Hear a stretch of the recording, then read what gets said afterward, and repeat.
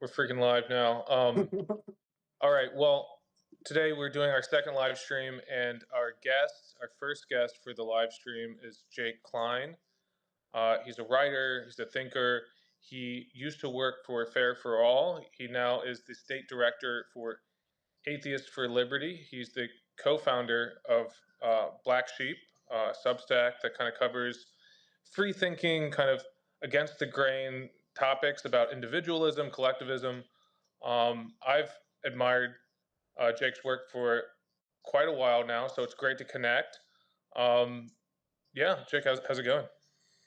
It's really good. As I was, telling you guys backstage, but for the audience, it's nice to hear that because, I've been a huge fan of you guys for a long time as well. So I think this will be a nice love fest. And Lee and I met just like once briefly, like a year ago, but Leighton and I have never met. And so it's always just this kind of weird thing when like you're really familiar with people's work and you follow each other on the internet and but you never met them in person. So this is fun and I'm excited. For the last like 12 Sorry. years, I've been doing mostly investigative reporting. So when I reach out to people for work, it's usually just to harass them and to, it's not like a friendly call usually. But now that I'm kind of getting into more interview stuff, it's great. I can actually connect with people I admire and enjoy, and it's not just, hey, can you give a comment on this corrupt or fraudulent thing you did? So it's really good. Yeah, we do a live stream at the Black Sheep too. It's mostly my partner Salome that does those, but I produce them behind camera. And it's the same thing. It's a wonderful format to get to just have people on and have like casual chats with people that you like. Because I would have talked to you guys no matter what. But with a lot of other people, they won't come on unless you have a camera. But as soon as you put a camera on, you can get 10 views on that thing and you can get like whoever you want to come on, which is fun. I've seen I worked for a brief period of time at the Foundation for Economic Education, and I was working on this educational program where we had, one person, like 18-year-old, right out of high school. He just had people he admired, like wanted to learn from them, but they were people that he normally wouldn't be able to get in touch with. So he just made a YouTube account, made a podcast, invited on people that he admired and like told them, "Hey, I admire you. Will you talk to me on my new podcast?" Because he did it as a podcast, they say yes. And now he's kind of built like a big follower, talking to like a big following, talking to a lot of famous tech and science and like political and economic influencers. And um, it's just kind of a great thing that Wait, the modern media landscape has created. is his name Lex Friedman? I'm just The kidding. name is not Lex Friedman. That would be the top of the game. It's been a while since I talked to him, so I can't remember his name. But it was a Indian name that's kind of unusual to me, and so I can't remember it. But Well, appealing to people's vanities, it works. And so here we are, staring into a camera. Jake, for our viewers, and just actually, I'm personally interested. Could you talk a little bit about where you grew up, your family background, what got you into kind of public life and talking about politics, public policy, and that type of thing? um, okay, so I'm at my parents' house right now. So I grew up here where I am in Rockville, Maryland, outside of Washington D.C. I think growing up in this area, it's just kind of a political place, so that's the culture a little bit, even though neither of my parents or anyone in my family is involved in that. Um, but I'm 33, and when I was growing up, it was the time of the Iraq War. And I remember, I grew up in a liberal household, and I remember listening to the radio, being like driven to school by my mom as a kid, as they were saying on the radio, the UN inspectors just went into Iraq and they didn't find any of this material for weapons of mass destruction, right? And I remember being like 12 years old when that was happening, being like, I don't think we should go to Iraq. And I, I think it's kind of an interesting thing that I, as a 12-year-old child, could have listened to the evidence and been able to come to better conclusions than the people that were actually in charge of our country at that time.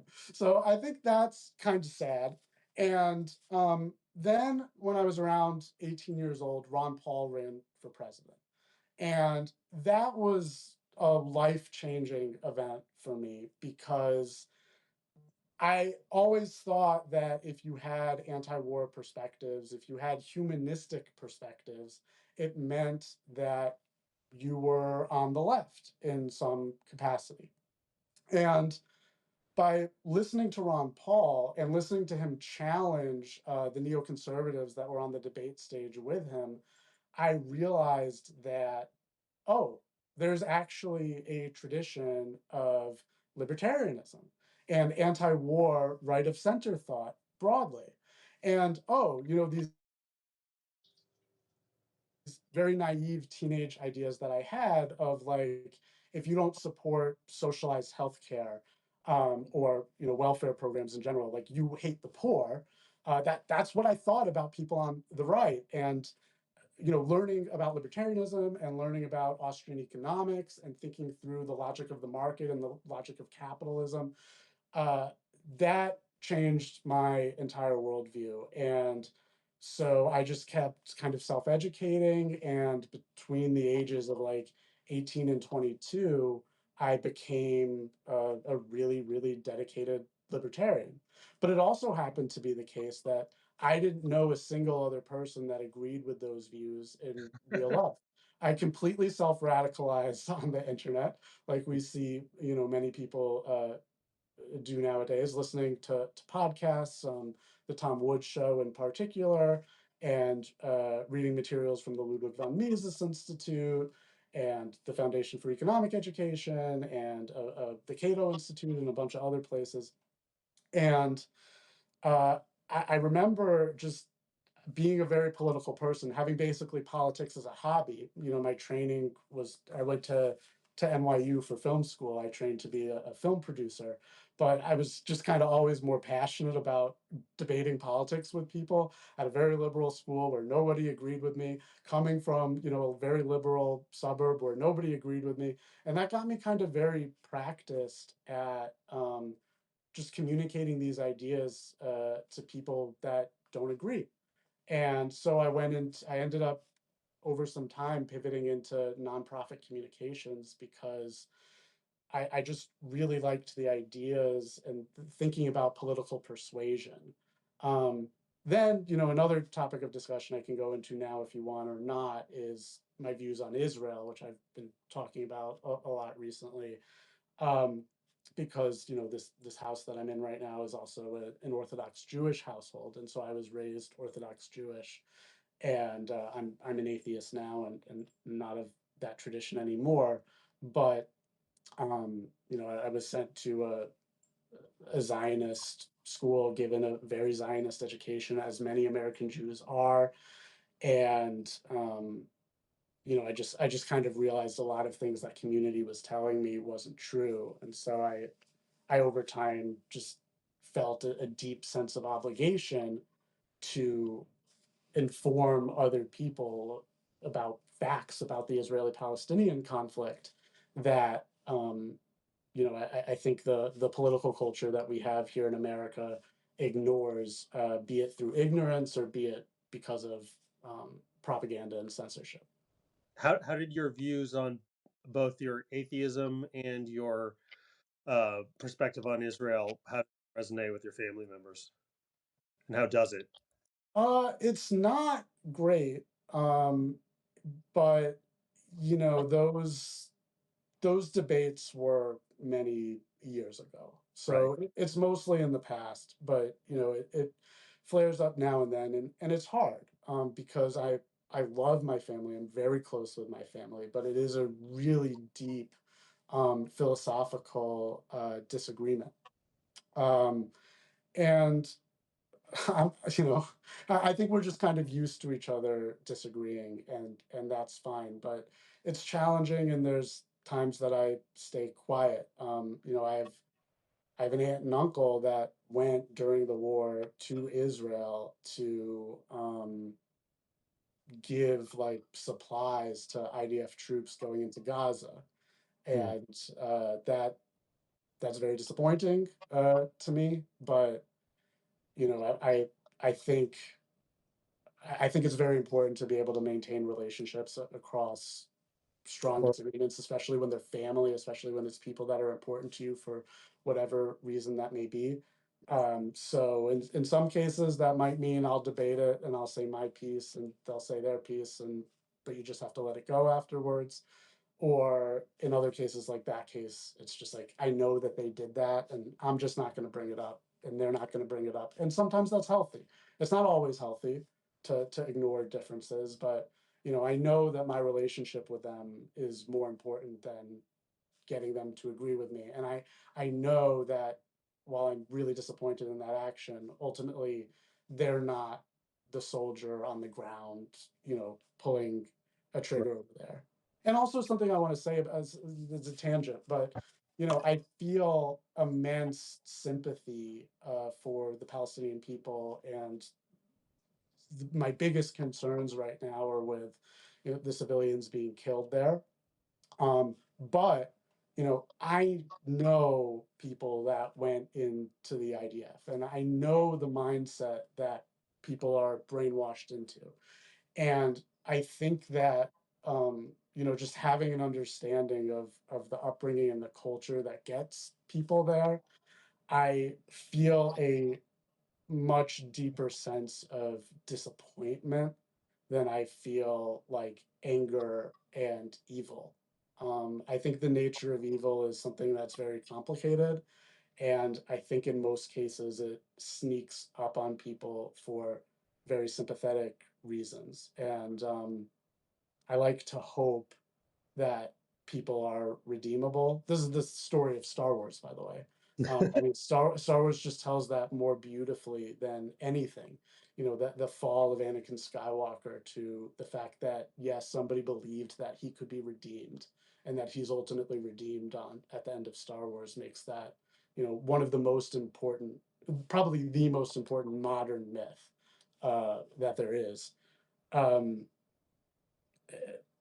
yeah. So and then also just people that are bad in one way are good in other ways, and we shouldn't totalize people, Right. because you know you shouldn't throw out the baby with the bathwater.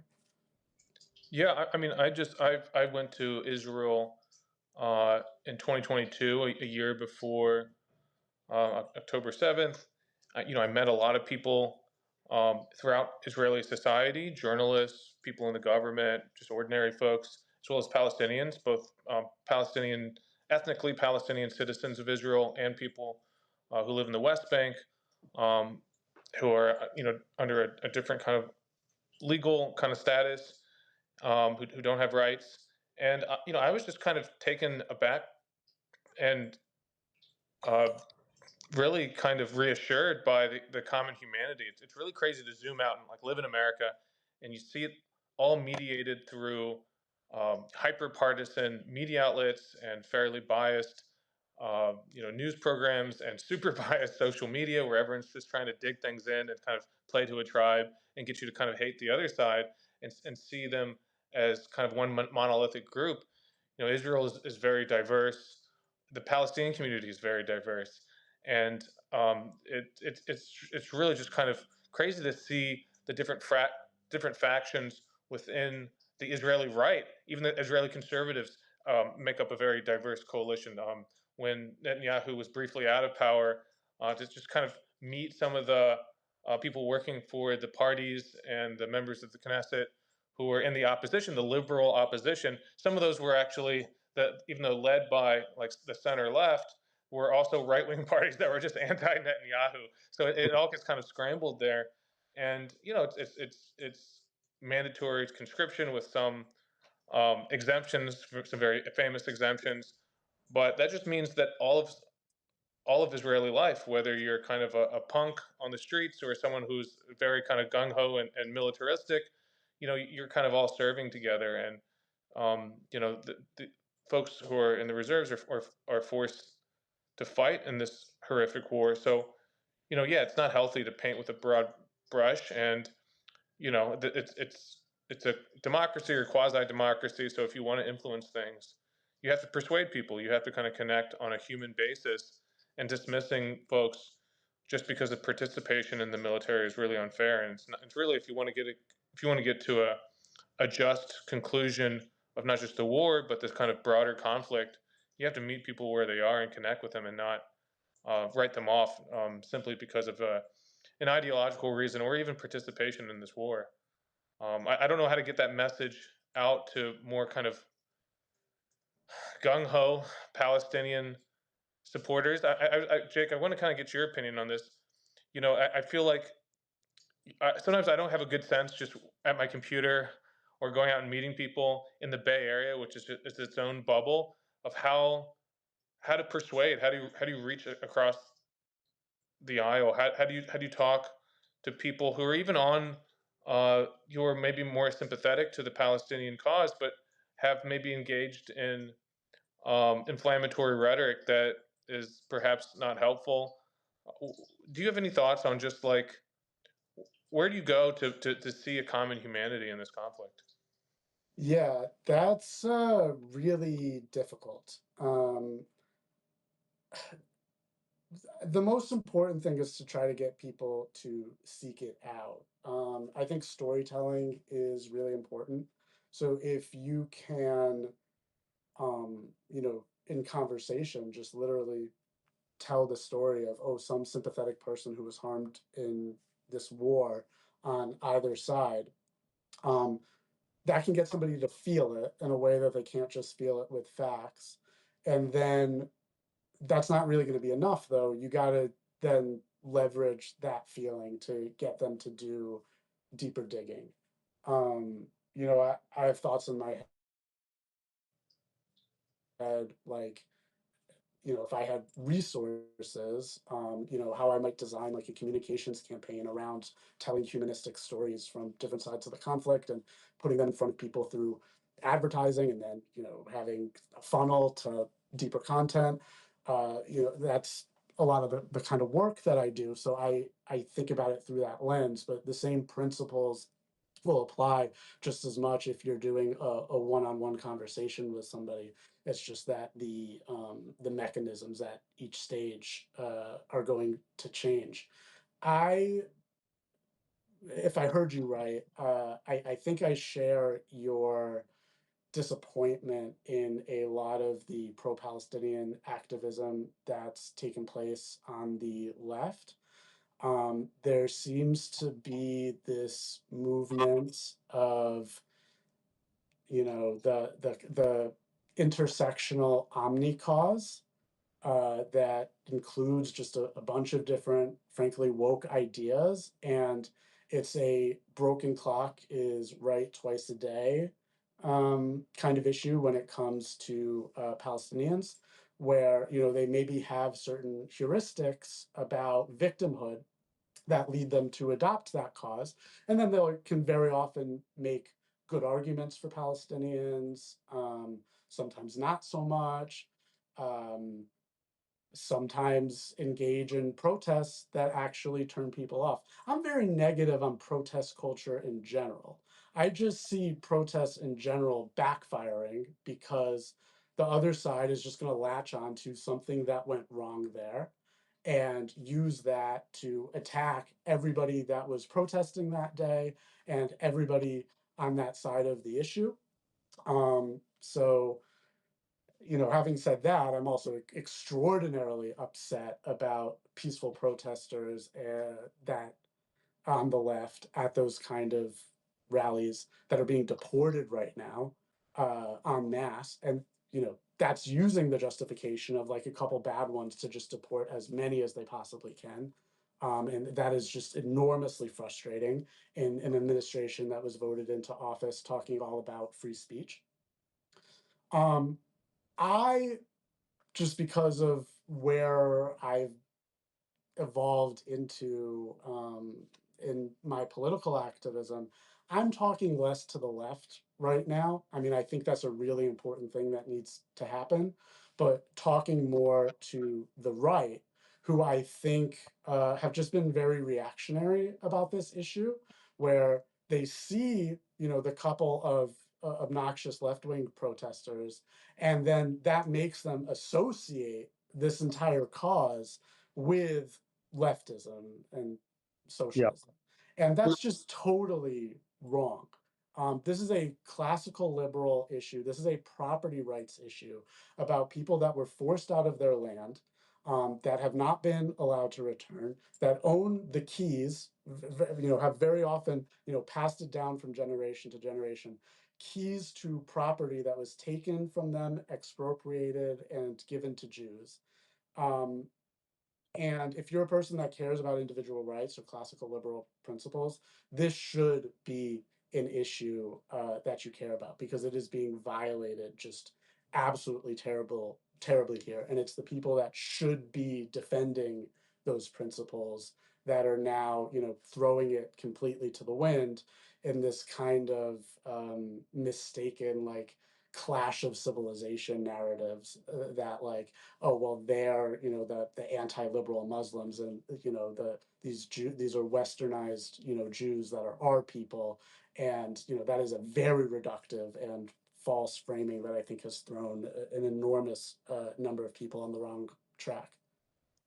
Yeah, with all due respect to the protesters, I sometimes wonder if Palestinians would be better served by having no pro-Palestinian movement in the United States, rather than what we have, because I mean, this is maybe stating the obvious, but this is just a function of the left, that a long time ago, the left kind of gave up on trying to do mass movement building and persuasion of people in the middle. And so much of the leftist culture now is about purity contests and being as radical as possible and out radicalizing the next person over, that, like, with this isn't just with the Palestinian cause, this is with a number of causes. Maybe climate change and other causes are also, I would put in the same category, where there's like a dynamic within the left to make the movement as alienating as possible to normal people, because of this competition between activists to outdo each other in their performance of radicalism, which is not appealing to normal people. So you end up with, like, exactly what you're fighting against, which is you create you create a movement that negatively polarizes people to the other side. I mean, so much of the what I see in terms of the contempt for the pro-Palestinian side and the zealous support for Israel by people who are not Jewish, who have no real dog in the fight, is just like they're just being like these entitled kids, these entitled woke kids, and it's just become an extension of all their animosity against masking and against, like, the racial discourse of 2020 and all this other stuff that has nothing to do with the debate. But it's just like, well, if those people are on the sides and they're using the same kind of tactics, it's those same aesthetics, then I'm against it. I'm with whoever they're protesting against. Yes. Yeah. I have nothing to respond to that. That's completely correct, and that's completely what's happening. Yeah, I mean, I agree with that as well. I mean, the American left and its pathologies are, if anything, kind of dishonoring this huge humanitarian crisis in Israel Palestine. And just as I think a lot of the pro Israel advocacy groups that are so hard right, that are so kind of dogmatic in supporting the Israeli government, are actually making Jews living in Israel less safe. Their kind of advocacy that's supposedly in the name of protecting Jews is so militaristic, is driving so much conflict. It is worsening the security status for Israel, that they're doing a disservice for Jews in Israel. And it's the same thing for the left here. There's almost this weird kind of bizarro mirror where these kind of obsessive protesters in America that have really championed the Palestinian cause, but they do so in such an ugly and kind of theatrical manner that it turns off the kind of moderates and mainstream Americans who I think if they were given the facts, if they were just kind of looking at this from a completely objective lens, they would see that this is a catastrophe for innocent civilians, human beings. This is a catastrophe for the region. This is really not in the U.S. interest either. But I want to get back to something you said, Jake, about the kind of libertarian perspective on this, because that was the other thing that um, kind of blew my mind. But maybe it wasn't shocking, but to see it up close really kind of moved me. When I was in the West Bank, it felt like a caricature from like a Hayek kind of pamphlet of like government overreach, that like every little movement of the Palestinians is carefully orchestrated by the Israeli government or the Israeli military to build even like a shed on your property.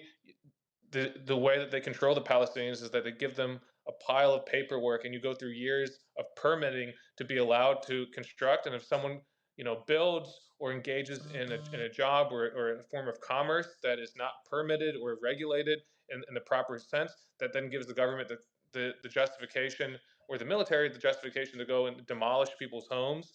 It's like, wow, in terms of government overreach, in terms of zoning and regulation, it's like this hellscape that people sometimes imagine here in the U.S., but it's never not that bad. I live in San Francisco, and zoning is very bad, but it's not this level of the West Bank, where it's like militarized government paperwork, where they're creating so many steps and rules to obstruct the Palestinian people, disrupt their commerce, their basic day-to-day lives.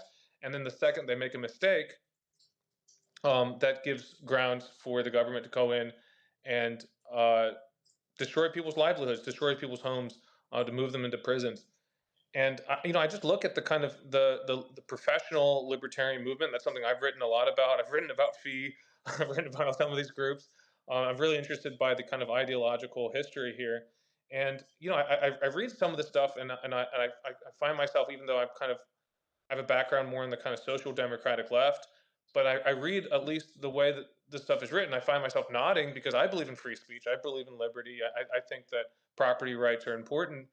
But I wonder why, given also just the dynamic around speech, Israel um, is like a lot of its neighbors. It does not have full free speech rights. There are wartime censors on newspapers. There are incredibly onerous and draconian speech codes applied to Palestinians. Um, and and this kind of creeping suppression of speech is now being projected into America, with pro-Israel groups restricting speech, in terms of this latest news yesterday about NIH banning recipients of grants from engaging in boycotts of Israel, or the IHRA debate making it a crime to engage in certain forms of criticisms of Israel. That's now codified as illegal discrimination. The list goes on. You mentioned some of the student deportations over protected First Amendment speech, writing an op-ed critical of Israel. I mean, there have been so many examples just in the last few months. Um, but really, on paper, the professional libertarians are supposed to be standing up against this. And you're someone that is, I think, guided by first principles, who has spoken out. And it's not popular to do so. You don't get foundation grants. You don't get a lot of professional favors for speaking out. But at least according to their own belief system, uh, more shouldn't more libertarians be speaking out, not just about the current crisis, but about the conditions that we're funding Oh in my Israel God. Palestine? Yes. It's enormously disappointing. I've been rather shocked, because the more pro-Palestinian perspective, or certainly at least the U.S. non-interventionist, like get us the hell out of their perspective, that's the orthodox libertarian view. That was what Murray Rothbard wrote in great depth about, and not every libertarian is a Rothbardian, but that sort of anti-war perspective, has always been really core to the liberty movement. So, I've witnessed myself, I don't feel comfortable like naming names about this, but libertarian organizations and purportedly libertarian individuals that will not speak out about this, that will, full-throatedly defend Israel, um, and will actually actively try to expel people like me that have the traditional libertarian view from the movement. There's always been a lot of infighting in libertarianism, and like we could do a whole show on that, and only a certain group of people are going to be interested in that. So I don't want to get too in the weeds. Although Yeah. if you like drama, it's fun. Uh, but Yeah, and listen, there are many people who are otherwise good libertarians that I think have the wrong view on this. So one example would be Javier Milei. I adore Javier Milei, an absolute hero to me, and I think should be a hero to libertarians everywhere. The first, self-described anarcho-capitalist who is actually governing a country and seems to be turning it around quite positively. But he has, really unusual for the liberty movement views on Israel. He's like at the last stages of converting to Judaism. So that seems to be a big part of it. So, that's disappointing. But again, I don't want to throw out like wonderful libertarians like Javier Milei because they don't agree with me on this issue. Sure. But I've been very disappointed, not Javier Milei specifically, who has, no idea who I am or who most people I know probably are. But I've been very disappointed at, you know, a lot of libertarians I do know wanting to throw out of the movement people like me. And I think we've been seeing this kind of fighting on the right in much bigger scale recently. It's the woke right debate that we're watching on Twitter. It's great libertarian who does agree with me, Dave Smith, debating with Douglas Murray on the Joe Rogan Experience. And I mean, that seemed to be like, the main Twitter discourse for like over a week there. That was huge. And that felt like a huge tipping point. So it's very rewarding to me, who has paid a lot of professional consequences for taking this stance publicly, to see the tide on the right start to turn now, and to see, the moment's most influential libertarian be a libertarian in my school of foreign policy thinking.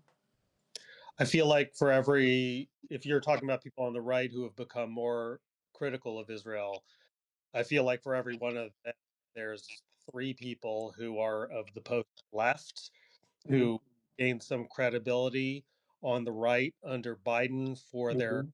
principled advocacy on behalf of free speech, who have either shut their mouths or are now vocally, I don't know whether you call it pro-Israel or anti-pro-Palestinian, but who have added their voice to the chorus on the other side. And maybe it's a wash, but I just feel like there's what you're saying about libertarians not principal stand has been, for the company that Lee and I have kept for the last few years, has been very much true of the sort of the heterodox world of folks who spent 4 years talking about these draconian assaults on free speech by the Biden administration, federal government, who have nothing to say about the Trump administration kidnapping people off the street for right heads and imprisoning, sending people foreign gulags. It's crazy. Oh my God, yes, and I share your feelings on that, and I don't know about for you. For me, I talk about, I want to have respect and, be able to have positive debates around this issue and disagree with people and, be productive in that way. But I am fucking angry. Like, I am furious at those people, and it's a deep emotional anger that I frankly can't fully control. And I'm not a normally angry guy at all, because, like Lee mentioned in the introduction, I used to work at the Foundation Against Intolerance and Racism. Lee, I think you were on the advisory board of that organization, and that organization collapsed in a clusterfuck. Can we talk a little bit about that? Because that is actually, Yeah. without getting into the weeds of it, I don't want to kind of expose, any confidential information here. But I think a lot of this kind of played out publicly. It's okay to talk about. And I don't know the internal dynamics. I know some of it, but just so the audience gets the gist of it, this was an organization that promised to fulfill a really vital role in the public discourse. Since a lot of, okay, let me just kind of give some background. When we talk about the civil rights establishment, oftentimes we're talking about groups that were created during Jim Crow and during a period of the early 20th century where there was a lot of racism in terms of encoded bigotry and segregation and de jure discrimination on the basis of race. And these groups, and we all know the names NAACP, the Urban League, and many others out there, and many Asian American groups as well that kind of popped up in the '60s during that period. Uh, they kind of they kind of after we passed the Civil Rights Act in the mid '60s, and there were a number of court cases that got rid of official discrimination on the basis of race. These organizations have kind of been searching for a cause to champion the issue of anti-racism, and increasingly over the last 10, 20 years, they adopted the critical race theory definition of racism, that race is not about prejudice around skin color or ethnic identity.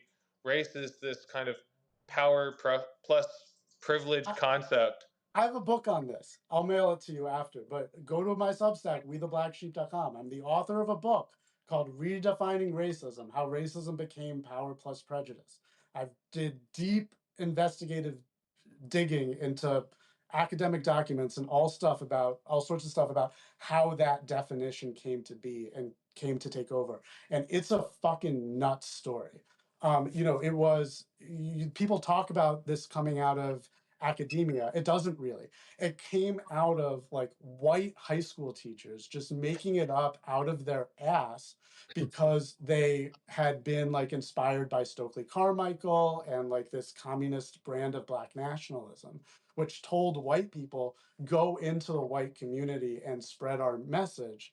And then they just kind of kept self-radicalizing amongst themselves. And so just these completely unqualified, like white high school teachers developed the anti-racist philosophy that evolved into Robin DiAngelo.